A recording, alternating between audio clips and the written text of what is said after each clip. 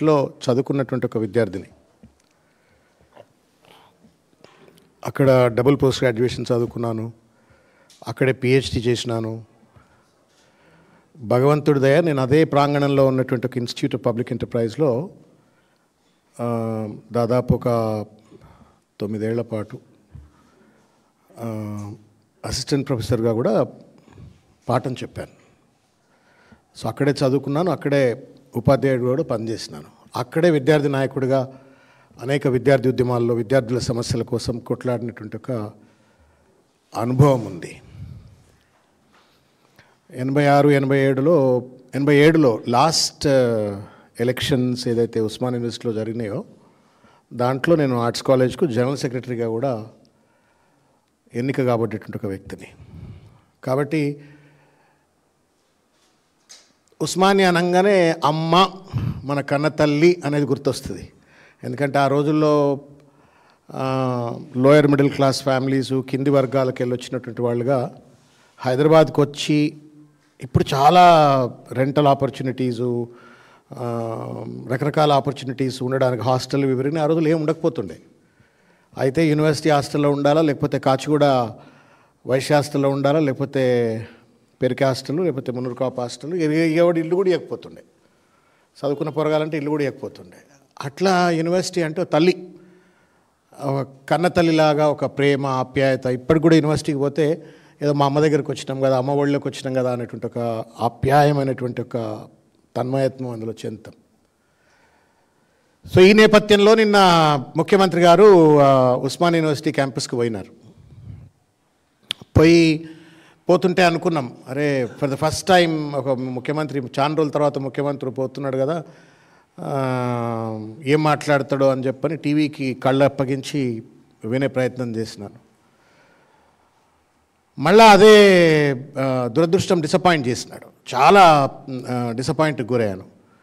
Not only as a former student of Osman university but also as a former teacher worked in Osman university and also as a public రిప్రజెంటేటివ్గా ఆ యూనివర్సిటీకి పోయినప్పుడు ఏదో పెద్ద ప్రకటనలు చేస్తాడు, తెలంగాణ ఉన్నత విద్యకు ఒక దిశా నిర్దేశం చేస్తాడు,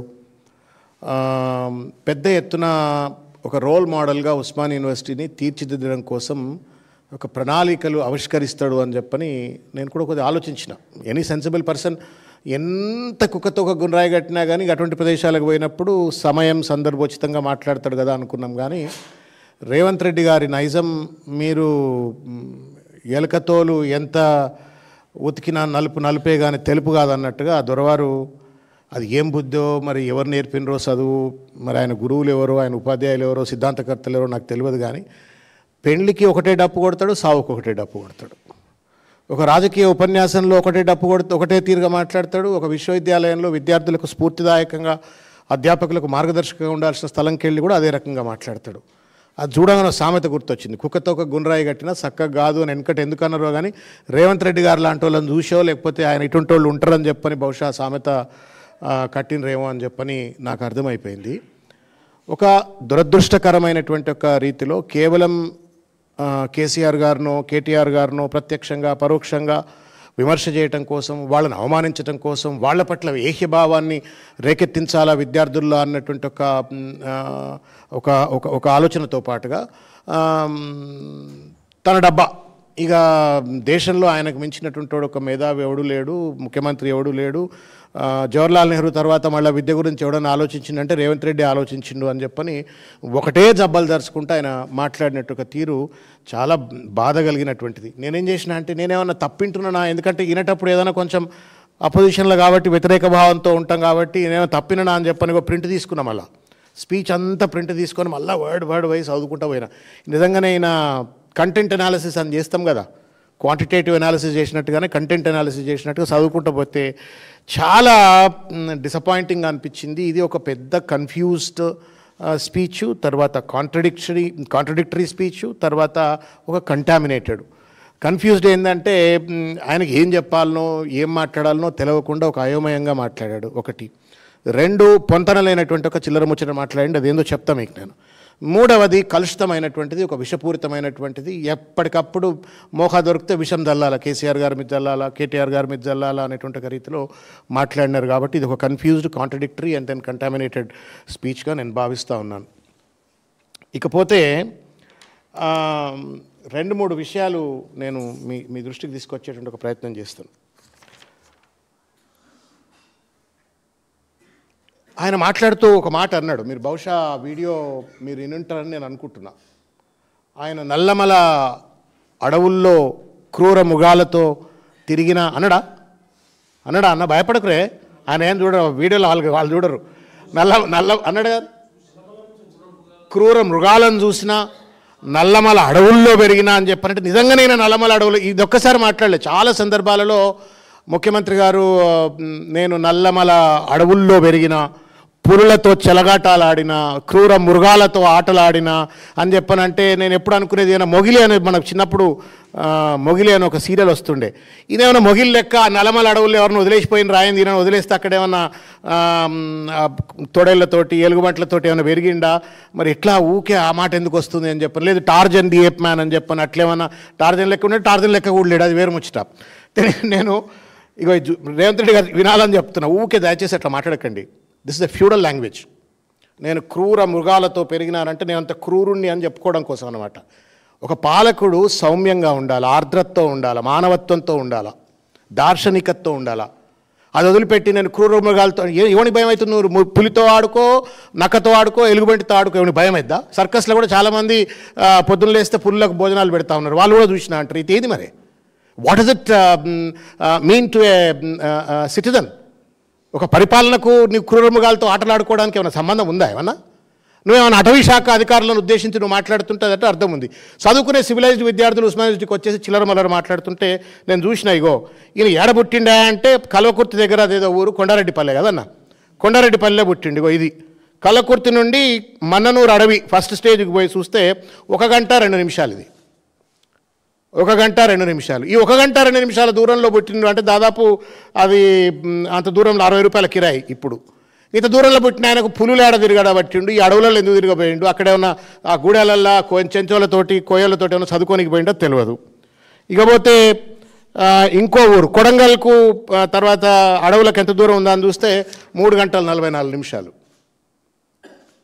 కొడంగల్కు అడవులకు 3 గంటల 44 నిమిషాలు. ఇకపోతే కొండారెడ్డిపల్లి, ఇంతకుముందు చెప్పింది కల్వకుర్తి, కొండారెడ్డిపల్లి కూడా గంతే సకదానం 3 గంటల 50 నిమిషాలు. ఇది గూగుల్లో మనమేం తయారు చేసినవి కాదు, గూగుల్లో మీరు కూడా కొడితే మీకు వస్తుంది. వనపర్తి 2 గంటల 25 నిమిషాలు. ఈయన ఎక్కడైతే పుట్టిండో, ఎక్కడైతే రాజకీయంగా జీవితాన్ని కొనసాగిస్తున్నాడో, లేకపోతే ఎక్కడైతే ఆయన ఇంటర్మీడియట్ పెయింటింగ్లు చేసిన కెరియర్ ఎక్కడైతే ఉందో అక్కడికి కంప్లీట్ చేస్తుంది. గిన్ని గంటల దూరంలో ఉండి నేను పొద్దున్న లేస్తే అడవుల్లో తిరిగినా అంటే నువ్వు చదువుకున్నావా, పెయింటింగ్లు చేసినవా, రాజకీయాలు చేసినవా, లేకపోతే మొగిలి లెక్క టార్జన్ లెక్క ఏమైనా అడవుల పొంటి తిరిగినవా? ఈ అడవుల భాష ఎందుకు నువ్వు ప్రజలకు చెప్పే ప్రయత్నం చేస్తున్నంటే దాని వెనుక ఒక అర్థం ఉంది. తెలివి తక్కువడు కాదు రేవంత్ రెడ్డి, తెలివి ఉండే మాట్లాడతాడు. ఏంటి అంటే నేను క్రూర మృగాలతో సావాసం చేసిన వాడిని అంటే నేనంత క్రూరుణ్ణి, నేను క్రూరుని కాబట్టి నాతో జర జాగ్రత్తగా ఉండండి అనేటువంటి ఒక వ్యవహారం ప్రతిసారి చెప్తా ఉన్నాడు. ఇది ఫ్యూడల్ లాంగ్వేజు, ఇది ఒక ట్రైబల్ లాంగ్వేజు. ట్రైబల్ అంటే మళ్ళీ నేను tribalistic language, not tribal language, tribalistic language. ఇది ఒక సివిలైజ్డ్ రూలర్గా డెమోక్రాటిక్ సొసైటీలో ఉన్నటువంటి వాడు మాట్లాడే మాట కాదు. అది ఉస్మానియా యూనివర్సిటీ పోయి మాట్లాడుతుంటే ఎవడు భయపడతాడు? ఉస్మానియా యూనివర్సిటీలో తుపాకులకు ఎదురు నిలబడతాడు ఆ పిల్లలు. అది నక్సల్స్ రైటిస్టులు లెఫ్టిస్టులు కొట్లాడుకున్నా ఒకళ్ళకొకళ్ళు అట్లే కొట్లాడిన నిలబడేటోళ్ళు, తెలంగాణ ఉద్యమంలో తుపాకులు నిలబడ్డోళ్ళు ఈయన పోయి మాట్లాడంగానే భయపడతాడు అనుకుంటాడా? అర్థం లేనటువంటిది ఇది ఆయన మాట్లాడినది చక్కదానం ఆ ఉస్మానియా యూనివర్సిటీ వేదికగా. ఇకపోతే ఆ యూనివర్సిటీ వేదికగా తెలంగాణ ఉద్యమం గురించి మాట్లాడతాడు ఆయన. దయ్యాలు వేదాలు వల్లించినట్టు అనిపించింది. అక్కడనే యాదయ్య ఆత్మహత్య చేసుకున్నప్పుడు, అక్కడనే వేణుగోపాల్ రెడ్డి ఆత్మహత్య చేసుకున్నప్పుడు, అక్కడే వేలాది మంది విద్యార్థులు రోడ్ల మీదకి వచ్చి వాయు గోళాలకు ఎదురుగా నిలబడి కొట్లాడినప్పుడు, అక్కడనే తుపాకీ గొట్టాలకు ఎదురుగా నిలబడినప్పుడు, అక్కడనే ఉన్నటువంటి విద్యార్థినులు పోలీస్ పదగట్టాల కింద రకరకాలైనటువంటి చిత్రహింసలకు గురవుతున్నప్పుడు రేవంత్ రెడ్డి గారు చంద్రబాబు నాయుడు గారు సంకలో చేరి రైఫిల్ రెడ్డిగా మారి తెలంగాణ ఉద్యమాన్ని గండిగొట్టాలని ప్రయత్నం చేసిన పెద్ద మనిషి అక్కడికి పోయి తగదునమ్మా అని చెప్పని తెలంగాణ ఉద్యమాన్ని ఉటంకిస్తూ ఉంటే హంతకులు సంతాప సభలు పెట్టినట్టు, దయ్యాలు వేదాలు వల్లించినట్టుగా అనిపిస్తూ ఉంది. ఉస్మానియా విద్యార్థులకు ఆ మాత్రం చైతన్యం లేనని అనుకుంటున్నాడా రేవంత్ రెడ్డి గారు తెలియదు, కానీ ఇది ముమ్మాటికి కూడా వంచనకు గురి చేసినటువంటిదే, విఘాతం మోసం గురి చేసినట్టుగానే నేను భావిస్తూ ఉన్నాను. ఇకపోతే ఏడబడితే ఫామ్ హౌస్లో మాట్లాడతాడు. నీ ఇండ్లు ఎట్లొచ్చినాయివా? నీ జూబ్లీ హిల్స్లోనే పెద్దమ్మ గుడి దగ్గర మూడు ఇండ్లు వచ్చినాయి. నువ్వేమన్నా ఏం కష్టం చేసినావని, ఏమన్నా రూపాయలు పండించినావా? అయింది నువ్వేమన్నా? వీళ్ళకి ఫామ్ హౌస్ ఉంది, వాళ్ళకి ఫామ్ హౌస్ ఉందని చెప్పని ఉస్మాన్ యూనివర్సిటీలో పోయి మాట్లాడుతూ ఉన్నావు. మరి నీ ఇండ్ల గురించి ఎవడు మాట్లాడాలా? ఇది ఉస్మాన్ యూనివర్సిటీలో విద్యార్థులకు కడుపు పెట్టే భాషేనా? నువ్వు మాట్లాడే తెలివి అంతా వాళ్ళకి తెలియదా? ఇది అక్కడ మాట్లాడినటువంటి ఒక ప్రయత్నం. తర్వాత ఇంకొక విషయం, ఉస్మానియా ఆర్ట్స్ కళాశాల నుంచి నేను గుంటూరులో చదువుకోలేదు. నువ్వు గుంటూరులో చదవలేదు, కొండారెడ్డిపల్లిలో కూడా చక్కగా చదవలేదు, అందరికీ ఎరికేనా. నేను గుంటూరులో చదువుకోలేదు. ఎక్కడ చదివినరు అనేది ముఖ్యం కాదు రేవంత్ రెడ్డి. ఏం చదివినరు అనేది ముఖ్యం కాదు, ఎక్కడ చదివినరు అనేది ముఖ్యం కాదు. నీకు విఘ్నత ఉందా లేదా అనేది. నీ వల్ల నీకు విఘ్నత లేదు. అంత పెద్ద కుర్చీ మీద కూర్చున్న తర్వాత కూడా ఒక పాశవిక మనస్తత్వంతో, ఒక విషపూరితమైన మనస్తత్వంతో పొద్దున లేస్తే కేసీఆర్ కేసీఆర్ కేటీఆర్ కేసీఆర్ కేటీఆర్ ఈ భజన తప్ప నీకు ఇంకొకటి సోయిలైనటువంటి ఒక విషపూరిత మనస్తత్వం కలిగినటువంటి వాడు నువ్వు కొండారెడ్డిపల్లిలో చదివితేంది, నిన్ను తీసుకుపోయి కొలంబియా యూనివర్సిటీలో చదివించినా గంతే బుద్ధి నీది. నీ బుద్ధి అది, నీ బుద్ధి మారదు. విషం నరనరాన్ని నింపుకొని ఇవాళ ఆ విషయాన్ని ఇవాళ తెలంగాణ ప్రజల మనసుల్లో నాటాలన్న దుర్మార్గమైన ఒక ప్రయత్నం ఇవాళ రేవంత్ రెడ్డి చేస్తున్నటువంటి ఒక పరిస్థితి. ఏం మాట్లాడతాడు? పాలమూరు పేదరికాన్ని చూపించడానికి వాళ్ళని అక్కడికి తీసుకొచ్చేటోళ్ళు ప్రదర్శనలో మా పేదరికాన్ని వాళ్ళ వలసలు పోతున్నామేమని ఎక్స్కర్షన్ అని చెప్పని కేటీఆర్ గారిని ఉద్దేశిస్తూ చిల్లర మల్లగా మాట్లాడుతున్నాడు. రేవంత్ రెడ్డికి తెలియలేదు. Mahabubnagar was one of the most down trodden and suppressed backward districts. Telangana ఏర్పడేంత వరకు 2014 వరకు నిజంగా కూడా తెలంగాణ చాలా వెనుకబడ్డది. నేను ఐపీఈలో పనిచేస్తున్న కాలంలో వరల్డ్ బ్యాంక్ ప్రాజెక్ట్ ఒకటి మేము ఇవాళ సర్పన్ అంటాం, society for elimination of rural poverty అని చెప్పని.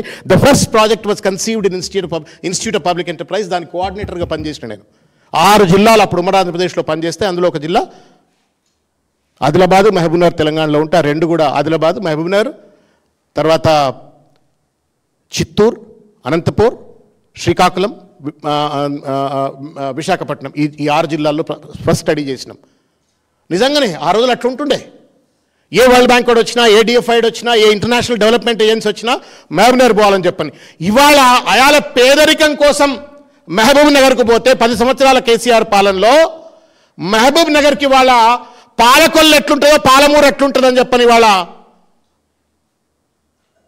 చూడడానికి కోసం పోతా ఉన్నారు ఇవాళ డెవలప్మెంట్ ఏజెన్సీస్. అది మోడల్, ఇట్లా ఉంటుంది డెవలప్మెంట్ అని చెప్పని కేసీఆర్ చూపెట్టండి. ఈ తెలివి కేసీఆర్ మన రేవంత్ రెడ్డికి తెలియదు. తెలిసినా ప్రజలకు తెలియనియకుండా ఇవాళ కుట్రపూరితమైనటువంటి ఒక మాటలు మాట్లాడుతున్నట్టు ఒక ప్రయత్నం. ఇంకోటి ఇష్టం వచ్చినట్టుగా నేను ఇంకో విషయం చెప్తా. తెలివి కల్లా మాట్లాడుతున్నాడా, తెలివి లేక మాట్లాడుతున్నాడా నాకు అర్థం కావట్లా. ఆయనట అధికారంలోకి వచ్చిన తర్వాత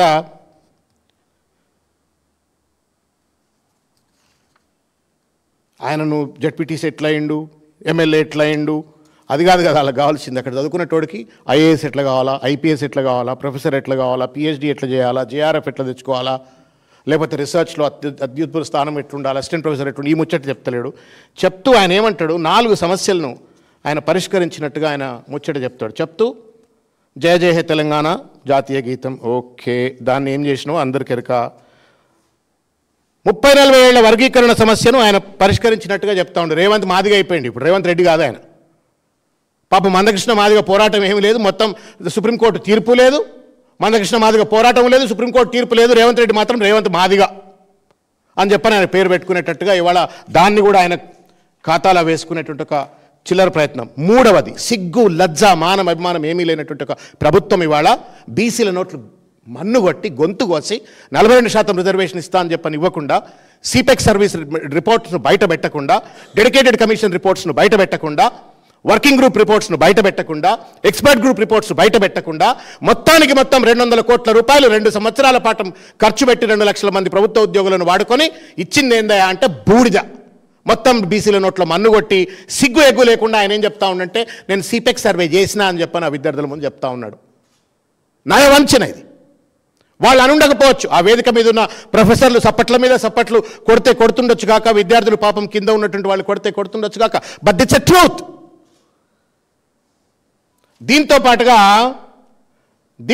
ఆయన ఏం చెప్తాడంటే, ఈయన వల్లనే నరేంద్ర మోడీ అట కులగణనలో కాస్ట్ మన సెన్సెస్లో కాస్ట్ ఇన్క్లూడ్ చేస్తున్న కులగణన కూడా చేసేస్తుండు అని చెప్పని, ఈయన వల్లనే అని చెప్పని ఏమంటాడో ఇనురుజరు ఒక్కసారి. మనం చేయడం వల్ల కేంద్ర ప్రభుత్వం మీద ఇవాళ ఒత్తిడి వచ్చి 26 సంవత్సరంలో జనగణనలో కులగణన చేర్చాల్సిన పరిస్థితి ఈ దేశ ప్రధాని కల్పించి ఒక సామాజిక సమస్యకు శాశ్వత పరిష్కారాన్ని చూపించి సిగ్గుండాలండి మాట్లాడటానికి. This has happened because of Nitish Kumar. బీహార్లో ఎన్నికలు లేకపోతే మోడీ సచ్చినాయిది పెట్టిండేవాడు కాదు. దేశవ్యాప్తంగా గగ్గోలు పెట్టినాం బీసీలం. కేసీఆర్ గారు సాక్షాత్తు ప్రధానమంత్రికి లెటర్లు రాసిండ్రు, రకరకాల రీతుల్లో ఒత్తిడి పెట్టినప్పటికీ కూడా జరగలే. కేవలం నితీష్ కుమార్ బీసీల ఓట్ల కోసం అని చెప్పని నరేంద్ర మోడీని ఒప్పించిండా మెప్పించిండా, లేకపోతే వాళ్ళిద్దరు కూడా పలుకున్నారు కాబట్టి బీసీల ఓట్లు దండుకోవడం కోసం అని చెప్పని దాంట్లో పొందుపరిస్తే దాన్ని కూడా నీ ఖాతాలో వేసుకొని సప్పట్లు కొట్టించుకుంటూ చిల్లర మల్లరగా మాట్లాడడానికి మనసెట్లా నొప్పిందో దయచేసి రేవంత్ రెడ్డి గారు సమాధానం చెప్పాలని కోరుతున్నా. ఇకపోతే దొరల గురించి మాట్లాడతాడు. నాకు బాగా గుర్తు, ఎందుకంటే మర్చిపోలే కొన్ని సంఘటనలు. ఆ మధ్యకాలంలో ఒక ఇంటర్వ్యూలో మా ఇండ్ల ముందు చెప్పులు వేసుకొని ఎవడు పోకపోతుండే అని చెప్పిండు. గుర్తుందా మీకన్నా? గుర్తుంటుంది, మీరు కొట్టి చూడండి గూగుల్లో.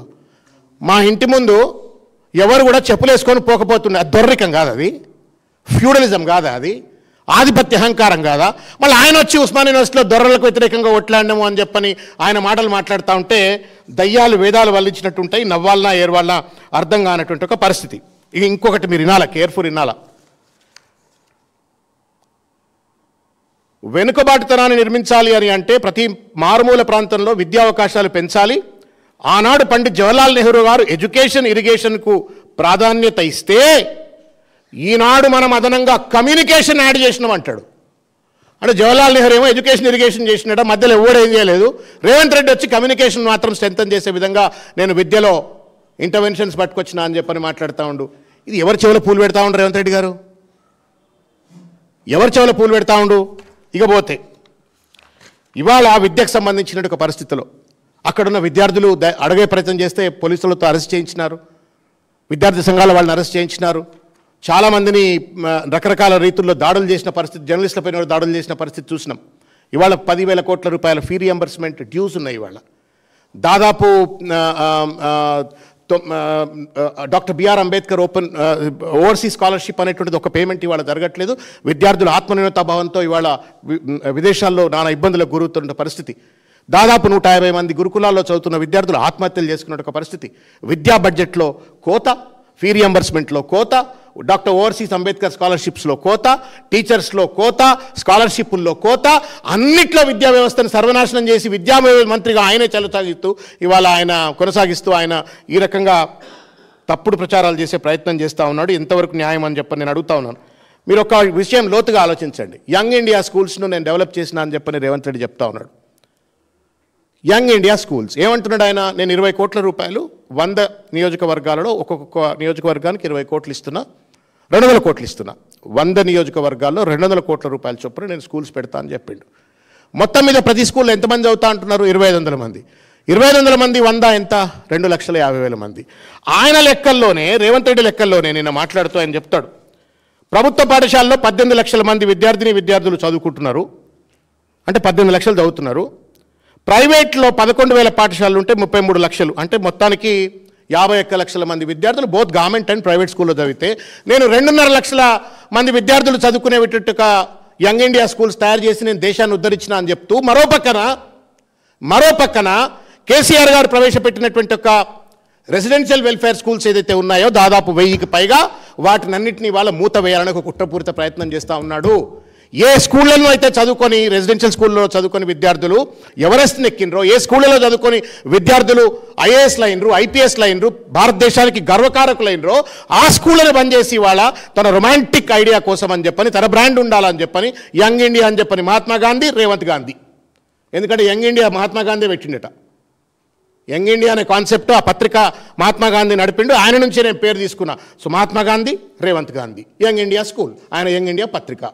ఎంతమంది అవుతారు? 2.5 లక్షల మంది. మరి 51 లక్షల మందికి ఏం చేయాలా? నేను అడుగుతా ఉన్నా రేవంత్ రెడ్డి గారిని.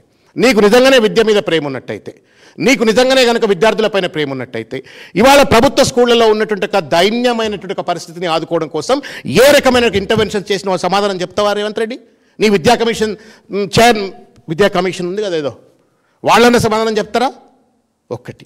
రెండు, ప్రైవేట్ స్కూల్స్లో ఇవాళ విచ్చలవిడిగా దోపిడీకి గురి చేస్తూ ఇవాళ పేద మధ్యతరగతి తల్లిదండ్రుల యొక్క రక్తం కళ్ళ చూస్తున్నటువంటి ఒక స్కూళ్లలో ఇవాల్టి కూడా నువ్వు ఫీ నియంత్రణ కోసం ఏం ప్రయత్నం చేసినావు? సిగ్గుఎగ్గు లేకుండా మళ్ళీ నేను యంగ్ ఇండియా స్కూల్స్ మాత్రం నేను పెట్టినా అని చెప్పని చెప్తా ఉన్నావు. ఇది ఎట్లా సామాజిక న్యాయం అయితే దయచేసి సమాధానం చెప్పమని కోరుతున్నా.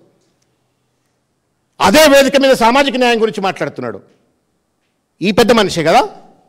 ఒకానొక సందర్భంలో ఒక మీటింగ్లో మాట్లాడతాడు, అన్ని రాజకీయ పార్టీల్లో ఒకటే కులం రాజ్యం వెళ్ళాలని చెప్పింది ఈ పెద్ద మనిషేనా? అది సామాజిక న్యాయం అంటారా, సామాజిక అన్యాయం అంటారా, సామాజిక మోసం అంటారా? ఆ రకమైన సామాజిక అన్యాయానికి వేదిక వేసే విధంగా మాట్లాడి కాంగ్రెస్లో ఉన్నటువంటి ఒక బీసీలను, ఎస్సీలను, ఎస్టీలను అందరినీ గొంతు కోసి పెట్టుబడిదారులకు పెద్దపీట వేసి ఇవాళ రాష్ట్రంలో ఉన్నటువంటి అనేక పదవుల్లో ఇవాళ కేవలం ఆధిపత్య వర్గాలకు మాత్రమే స్థానం కల్పించి ఉస్మానియా దగ్గర బొంగన మాత్రం ఇవాళ సామాజిక న్యాయం అని చెప్పని మాట్లాడితే నవ్వాలనా ఏడవాలనా? ఎవరిని మోసం చేద్దామని చెప్పి ప్రయత్నం చేస్తా ఉన్నారు రేవంత్ రెడ్డి. ఇకపోతే నేను రెండు ఇంపార్టెంట్ విషయాలు నేను మీ దృష్టికి తీసుకొచ్చేటువంటి ఒక ప్రయత్నం చేస్తా. దయచేసి కొంచెం ఓపికగా వినాలని చెప్పని కోరుతున్నా. ఆయన చాలా పెద్ద ఎత్తున ఒక అంశాన్ని మాట్లాడే ప్రయత్నం చేసినాడు. అదేంటి, యంగ్ ఇండియా స్కిల్ యూనివర్సిటీ గురించి మాట్లాడండి అన్న. మీరు కేర్ఫుల్గా వినాలి, ఎందుకంటే మీరు జర్నలిస్టులు, మీకు అంత టైం ఉండదు, రీసెర్చ్ చేసే టైం ఉంటుందో ఉండదో. But I have done a little bit of work, so I want you to look at it. 100 కోట్ల రూపాయలు ఖర్చు పెట్టి పెద్ద ఎత్తున డంబాచారం చేసి 100 ఎకరాల భూములు కేటాయించి నేను యంగ్ ఇండియా స్కిల్ యూనివర్సిటీ చేస్తా అని చెప్పి రేవంత్ రెడ్డి గారు చెప్పినారు కదా. ఇక భాగవతం ఒకసారి చూడమని చెప్పి నేను కోరుతా ఉన్నా.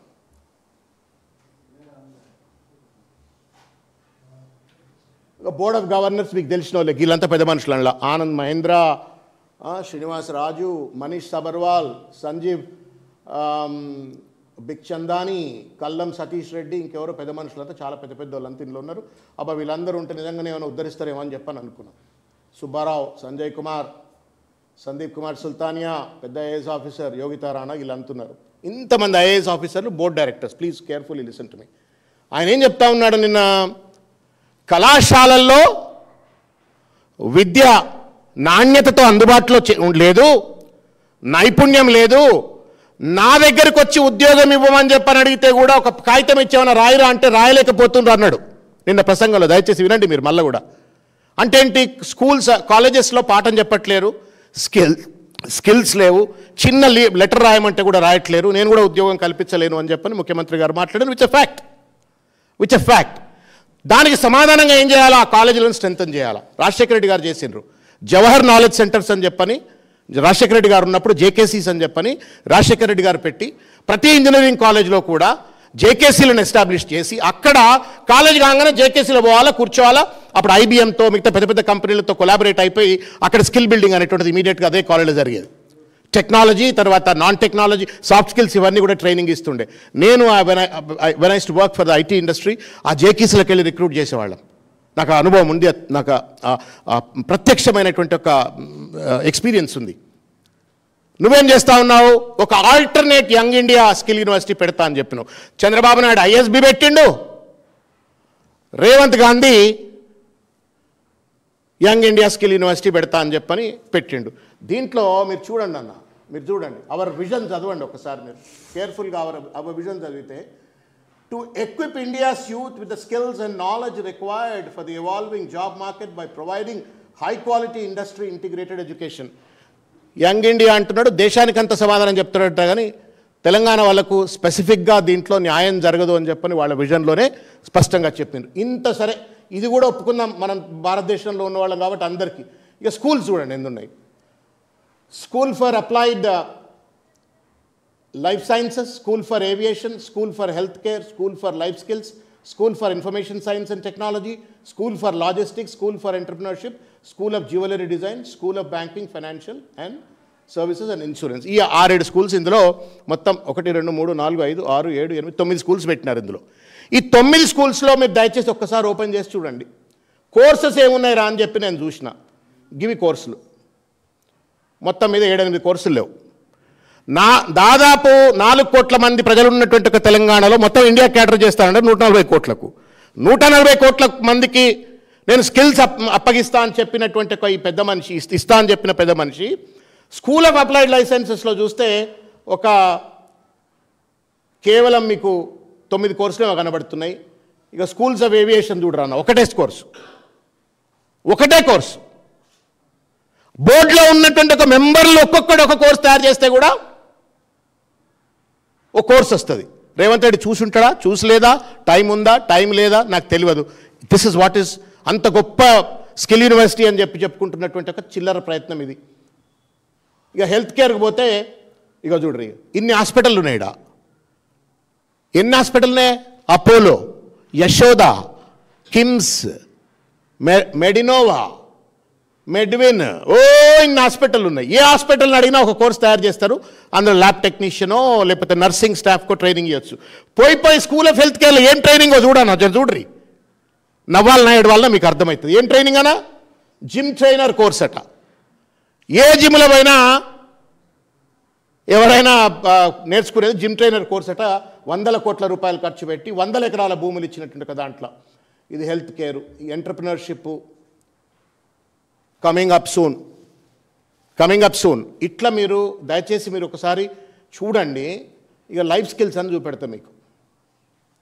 లైఫ్ స్కిల్స్ అంటే ఏంటి? How to communicate, how to work in teams, how to develop leadership skills, communication, conflict management, ఈ స్కిల్స్ అని చెప్పని మొత్తం మీద కొండంత రాగం తీసి గాడిదపాట పాడినట్టుగా స్కిల్ యూనివర్సిటీ అని చెప్పని డంబాచారం దొబ్బుతూ ఉంటే, ప్రజలను మభ్యపెడతా ఉంటే, ఉస్మానియా యూనివర్సిటీ వేదికగా ఇష్టం వచ్చినట్టుగా తప్పుడు ప్రచారాలు చేసుకుంటుంటే, ఇది స్కిల్ యూనివర్సిటీకి ఒక బండారం. ఇది ఇప్పటికే ఎన్ని కోట్లు ఖర్చు పెట్టినరో రేవంత్ రెడ్డి సమాధానం చెప్పాలా. ఇది వంచన కాదా అని చెప్పి నేను అడుగుతా ఉన్నాను ఇవాళ. ఇది మోసం కాదా? ఇదే స్కిల్స్ గురించి మనం ఇండియా రైజింగ్ 2047లో కూడా మాట్లాడినాడు. ఫ్యూచర్ సిటీలో కూడా ఇదే మాట్లాడినాడు. దాన్ని ఇప్పి చూస్తే ఏంటంటే అంటే గిది కథ. పట్టుమని 10 కోర్సులు లేవు. బోర్డు డైరెక్టర్లు ఎంతమంది ఉన్నారో వాళ్ళ జీతాలు ఎంత ఉన్నదో దానికి సమానమైన కోర్సులు కూడా దాంట్లో లేవు. ఈ సక్కదానం ఇది. దాన్ని ఆయన ఇవాళ తప్పుడు ప్రచారం చేసుకునే ప్రయత్నం చేస్తూ ఉన్నాడు. స్పోర్ట్స్ యూనివర్సిటీ గురించి మాట్లాడినాడు. దాన్ని కూడా ఎవరినో కేరళలోని పట్టుకొచ్చి వైస్ ఛాన్సలర్ని అపాయింట్ చేసిండు. మన దగ్గర ఎవడు పద్మశ్రీ అవార్డు విన్నర్స్ లేరు, అర్జున్ అవార్డు విన్నర్స్ లేరు, పెద్ద వాలీబాల్ ప్లేయర్స్ లేరు, ఫుట్బాల్ ప్లేయర్స్ లేరు, క్రికెటర్లు లేరు, లేకపోతే అథ్లెట్లు లేరు, ఎవరు లేరు, ఫిజికల్ ఎడ్యుకేషన్ ప్రొఫెసర్స్ లేరు అన్నట్టుగా నిన్ననే జీవో వచ్చినట్టున్నది. ఆ జీవోలో ఎవరినో కేరళని పట్టుకొచ్చి పెట్టిండు. తెలంగాణ పైన ప్రేమ లేదు, తెలంగాణ దేనికి పనికిరాడు అనే ఒక భావనను నిన్న రేవంత్ రెడ్డి గారు తీసుకొచ్చిన పరిస్థితి. ఇకపోతే ముఖ్యమైనది మీ దృష్టికి తీసుకురావాలని చెప్పని ఒక ప్రయత్నం చేస్తున్నాను. నేను కూడా పల్లెటూరుకి వెళ్ళి వచ్చినండి. తెలుగు మీడియంలో చదువుకున్నా, నల్గొండలో జూనియర్ కాలేజీలో చదువుకున్నా, తర్వాత నల్గొండలో ఎన్జీ కాలేజీలో చదువుకున్నా, ఉస్మానియా యూనివర్సిటీకి వచ్చిన. There were occasions where MBA చదువుకుంటున్న సందర్భంలో చాలామంది పిల్లలు బాగా ఇంగ్లీష్ మాట్లాడుతుండేవాళ్ళు. ఆత్మన్యూనత భావం అనిపించేది. అరే వీళ్ళు బాగా ఇంగ్లీష్ మాట్లాడుతున్నారు, మనకు ఇంగ్లీష్ రావట్లేదు అని చెప్పని నాకు ప్రొఫెసర్ ఉంటుండే పరమేశ్వరన్ అని చెప్పని ఆయన దగ్గరికి వెళ్ళి అడిగిన, sir I'm having a problem. ఆయన psychology professor. I'm not able to talk in English well. ఏం చేయాలి సార్, నాకు ఏదైనా మార్గం చెప్పండి అంటే ఆయన మాట ఇప్పటికి గుర్తు నాకు. Son, if you want to talk in English you think in English అని చెప్పన్నాడు. If you want to talk in English you think in English అని. అది మంత్రమైంది నాకు. చాలా కష్టమైంది అన్వయించుకోవడానికి. మంత్రమైంది. అది మంత్రమై కష్టపడి గ్రామర్ నేర్చుకొని ఇంగ్లీష్ మాట్లాడలతో కూర్చొని వాళ్ళతో ముచ్చట్లు పెట్టి ఇంగ్లీష్ నేర్చుకున్నాను. దాని పుణ్యమా అని మళ్ళా క్యాంపస్ ప్లేస్మెంట్లో ఉద్యోగం వచ్చింది. దాని పుణ్యమా అని చెప్పని 10 మంది ఐపీలో పాఠం చెప్పగలిగినాం, అంతర్జాతీయ వేదికల్లో పోగలిగినాం. ఆ పుణ్యమా అని చెప్పని ఆ చిన్న మంత్రం వల్ల. That is the power of the language English. Revanth Reddy ఏం మాట్లాడతారండి? ఒక చీఫ్ మినిస్టర్, ఒక ఉస్మానియా యూనివర్సిటీకి పోతావు, యంగ్ ఇండియా రైజింగ్ సమ్మిట్లో ఇంగ్లీష్లో మాట్లాడతారట ఆయన. ఉస్మానియా యూనివర్సిటీలో బీసీలు, ఎస్సీలు, ఎస్టీలు చదువుకునే దగ్గర మాత్రం మీకు ఇంగ్లీష్ రాకున్నా పర్వాలేదు అని చెప్పని అంటున్నాడు. అంటే మీ మీ మీ పెద్దోళ్ళు, పారిశ్రామికవేత్తలు, బాగా డబ్బున్నోళ్ళు, పెద్దోళ్ళు అంత ఇంగ్లీష్ మాట్లాడాలా? బీసీలు, ఎస్సీలు, ఎస్టీలు చదువుకునే విశ్వవిద్యాలయాల్లో ఇంగ్లీష్ రాకున్నా పర్వాలేదా? ఇదేం పైత్యమా? ఇదెక్కడ విద్య? ఇదెక్కడ దార్శనికత? అసలు తెలివి ఉందా, తెలివి లేదా? ఈజ్ అన్ ఎడ్యుకేషన్ మినిస్టర్, విద్యాశాఖ మంత్రి ఆయన. మరి దాని మీద కూర్చున్న వాళ్ళు సప్పట్లు పట్ట కొడుతున్న అంత ప్రొఫెసర్లే. మరి వాళ్ళకేం చెవులకు ఏమి వినబడ్డదో అది అర్థం కావట్లే, ఆయన ఏం చెప్పిండో అది ఏం సోత్యం అనిపించిందో అర్థం కావట్లే, ఒకటే చప్పట్లు కొడతా ఉండరు. నేను ఎందుకు ఈ బాధ ఏమంటాడు చూసిండ్రా? అది కూడా కేటీఆర్ గారిని టార్గెట్ చేయడమే. మళ్ళా గుంటూరు కేటీఆర్ గారిని టార్గెట్ చేయాలా? అది దేవుడిచ్చిన వరం ఆయనకు. మరి ఏం చేస్తాడు ఆయన? ట్రంప్తో మాట్లాడగలుగుతాడు, ఇవాంకా ట్రంప్తో మాట్లాడగలుగుతాడు, ఎల్లమ్మతో కూడా మాట్లాడగలుగుతాడు కేటీఆర్ గారు. ఆయన కంఫర్ట్ ఉంది. నీకేంది? లాగులలో తొండలేయాలా, పేగులు మెడకేసుకోవాలా, పొట్ట జీల్చాలా, ఇది నీ భాష. నీకు వచ్చింది కదా ఒక్కటే. మరి ఆయన ఇది కూడా వచ్చు, ఈ భాష కూడా వచ్చు అవసరమైతే, కానీ మాట్లాడాడు విఘ్నత, అది కూడా వచ్చు ఆయనకు. మరి నీకు రాకపోతే ఎవ్వడికి రావద్దనంటే, అదేదో సినిమా ఉంది మగధీర సినిమా, నాకు దక్కంది ఎవరికి దక్కొద్దని విలంగా అంటాడు కదా. నీకు రాదు కాబట్టి ఇంకా ఎవరికి రావద్దు. ఉస్మానియా చదువుకునే పిల్లలు, కాకతీయ చదువుకునే పిల్లలు ఎవరికి ఇంగ్లీష్ రావద్దని మాట్లాడే సంస్కారం ఎక్కడిది? విఘ్నత ఎక్కడిది? అసలు ఏమైనా మెదడుండి మాట్లాడుతున్నారా? ఇదే కంచాయిలయ్య గారు. I have a great respect to him. పొద్దున్న లేస్తే కంచాయిలయ్య గారు మేము చదువుకుంటప్పటి నుంచి చెప్తుండే ఈ మాట. I was doing PhD one was assistant professor in Osmania university. Arts కాలేజ్లో డేటా సెంటర్లో పక్క కూర్చొని మాట్లాడుతుంటాం సార్ తోటి. ఆయన ఒకటే అంటుండే, ఇంగ్లీష్ నేర్చుకోరా భయ్ మీరు ఫస్ట్ అని. ఆ మంత్రం అప్పుడు అన్నాడు, ఇప్పటికి కూడా అదే అంటుండు. 80 ఏళ్ళ వయసుకు వచ్చి ఉంటాడు, ఇప్పటికి కూడా అదే మాట అంటాడు. రాహుల్ గాంధీ దగ్గర పోయి కూడా అదే మాట చెప్పిండు ఆయన. If you want to strengthen this country you learn English.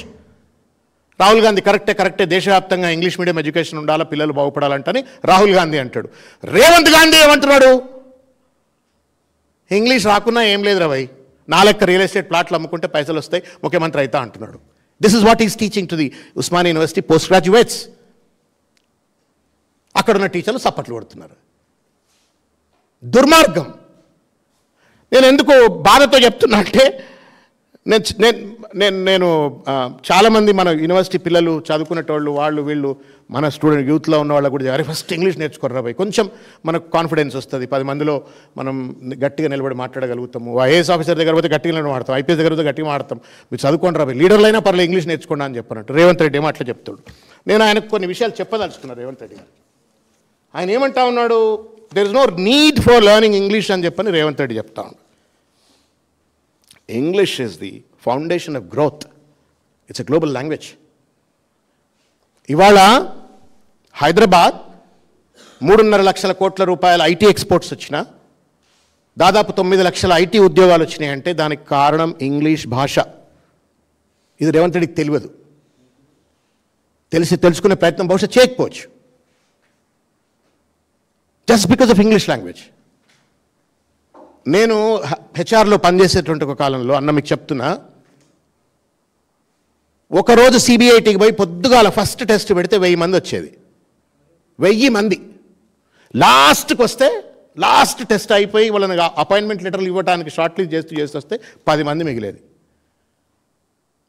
మాకు టెక్నికల్ డైరెక్టర్స్ చెప్తుండేవాళ్ళు, సార్ వాళ్ళ కోడింగ్ సరిగా రాకపోయినా పర్వాలేదు, కొంత టెక్నికల్ కాంపిటెన్సీ తక్కువన్నా పర్వాలేదు, but we need those people who can talk well. అక్కడ బాగా మాట్లాడేటువంటి మాత్రమే రిక్రూట్ చేయండి అంటే, ఆ దేవులాడి భూతద్దం పెట్టుకొని, not only in CBIT, not only in Matrusri, all over the కంట్రీకి ఇదే ప్రాబ్లం. భాష పైన పట్టు ఉండదు. భాష లేకపోతే సాఫ్ట్వేర్ ఇండస్ట్రీలో ఉద్యోగాలు లేవు.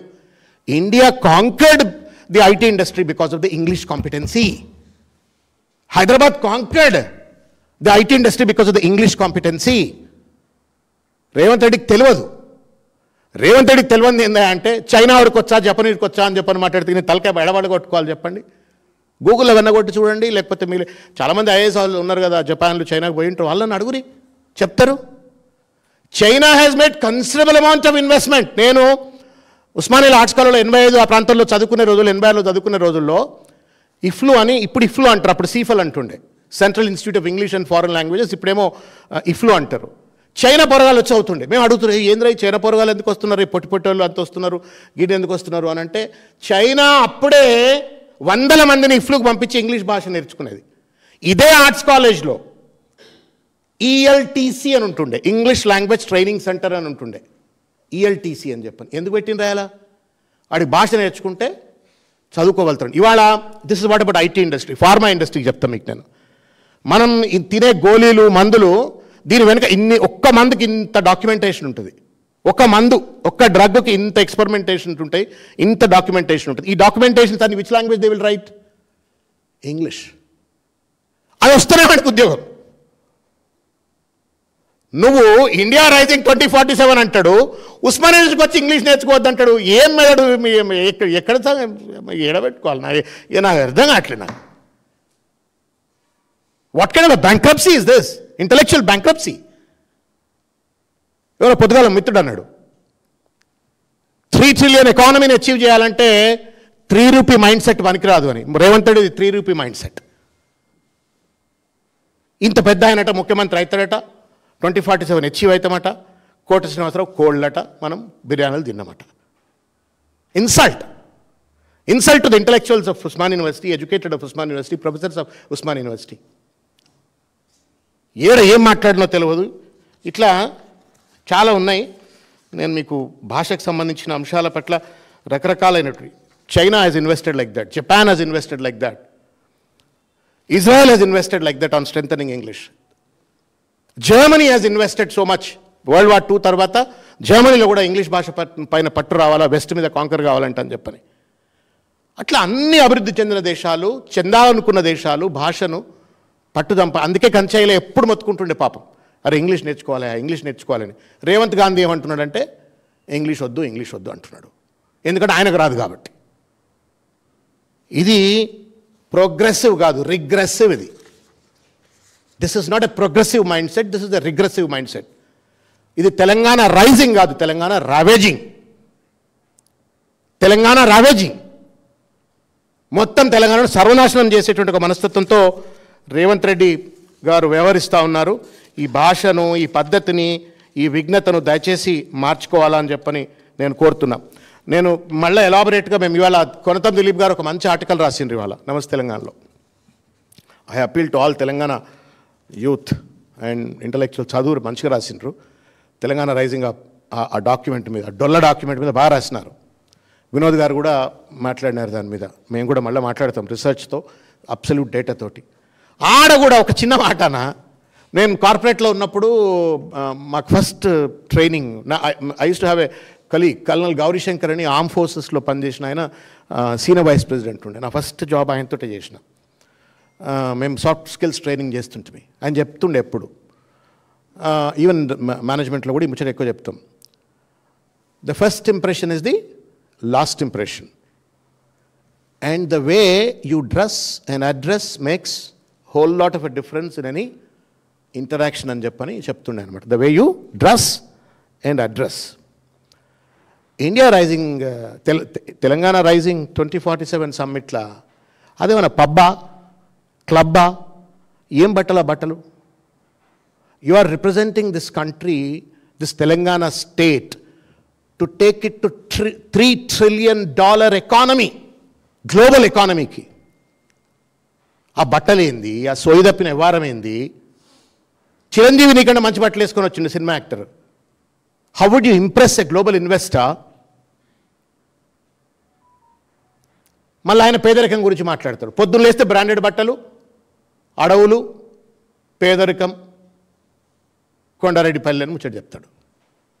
ఇది వంచన. నేను అప్పీల్ చేస్తా ఉన్నా ఏంటంటే, when as a chief minister, ఒక ముఖ్యమంత్రి హోదాలో మీరు ఉస్మాన్ యూనివర్సిటీకి పోతే మీరుగా పోరు, మా ప్రతినిధిగా పోతారు. మీరు ప్రజలందరి ప్రతినిధిగా మీరు యూనివర్సిటీకి పోతారు. కాబట్టి మా గౌరవాన్ని, మీ గౌరవాన్ని కూడా మీరు నిలబెట్టుకోవాలి, ఆ కుర్చీ గౌరవం నిలబెట్టాలా. When you are addressing global forums, Revanth రెడ్డిగా పోరు మీరు, తెలంగాణ ప్రతినిధిగా, మా అందరి ప్రతినిధిగా, మనందరి ప్రతినిధిగా మీరు అక్కడికి పోతారు. కాబట్టి ఆ ఔన్నత్యాన్ని కాపాడేటట్టు వ్యవహరించండి. చిల్లరమల రాజకీయాలకు ప్రతిదాన్ని వేదిక చేసుకొని, ప్రతి దాంట్లో కేటీఆర్ గారిపైన భజన చేస్తూ, విషం చెంబుతూ పరిపాలన కొనసాగిస్తే తెలంగాణకు లాభం జరగదు, నష్టమే. దీని నుండి కాపాడుకోవాలా. రైజింగ్ కాదు, రావేజింగ్ దిశగా తెలంగాణను తీసుకుపోవద్దు. Thank you.